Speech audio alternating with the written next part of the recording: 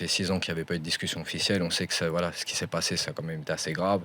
On comprend qu'il y a eu des mesures de prise. Mais voilà, justement, nous, on voulait au moins être reçus, avoir une table ronde, pas forcément trouver des solutions tout de suite, mais au moins exposer le projet sur ce qu'on voulait faire avec le collectif Ultra Paris. Donc voilà, on a été reçus. Rapproche-toi un petit peu de On ton a été micro. reçus, ouais. Donc voilà, on a été Voilà, reçus, merci. c'est le plus important. On a engagé des discussions, on n'a pas encore trouvé toutes les solutions, mais on travaille tous ensemble.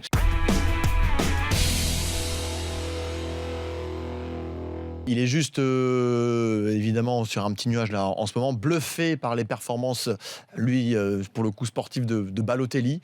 Il nous a un petit peu expliqué comment ça s'était passé la rencontre. Il lui a dit, écoute, nous on est un petit club, on a des installations un petit peu vieillottes, toute la modernité va arriver dans un deuxième temps avec le centre d'entraînement, etc. Nous, on peut juste te promettre un truc, c'est qu'avec nous, tu vas reprendre du plaisir à jouer au foot.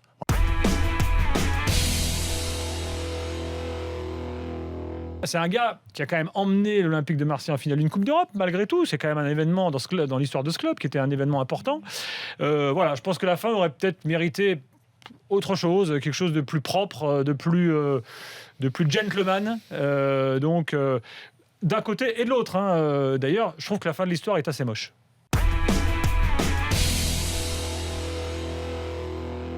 C'est important que tout le monde comprenne, c'est pas le retour des ultras qu'ils arrivent, voilà, 250 bonhommes musclés, c'est le retour d'un nouveau système à Paris. On veut faire participer tout le monde, on veut faire participer autant les enfants que les familles. Je trouve ça génial changer si un vous peu de faites modèle, ça. se baser un petit peu sur le modèle de Dortmund, mais à la parisienne, voilà, mais se baser sur un truc un peu plus ouvert, un peu plus, voilà, on sait très bien qu'on va pas revenir reprendre la place, on veut faire participer tout le public du parc, justement être accueilli par le public du parc plutôt qu'en opposition.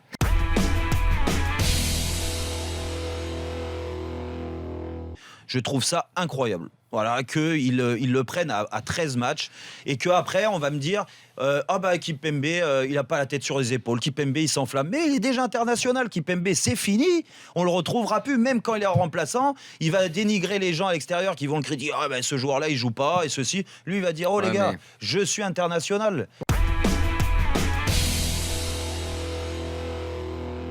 Lui, ce qu'il dit, c'est qu'en fait, en aucun cas, on ne doit émettre ce genre de critiques, qu'on est là pour supporter l'équipe de France coûte que coûte, mais d'un autre côté, il est ravi quand l'équipe titre voter Griezmann et tout. Donc en fait, les compliments, ok, les critiques, non.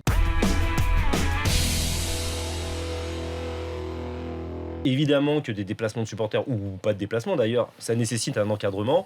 À un moment, la seule chose qu'on dit, c'est que si on prend la politique française, non, là on marche à l'envers, et d'ailleurs on voit les résultats négatifs. Je pense qu'il y a pas mal de voisins qui ont beaucoup plus de supporters. Enfin, j'ai plus les taux de remplissage, mais sur je sais que c'est un débat. En Allemagne, en Angleterre et tout, ils ont des gros taux de remplissage. Ils arrivent à encadrer des gros déplacements. On n'est pas plus bêtes que les autres. Donc à un moment, on devrait y arriver.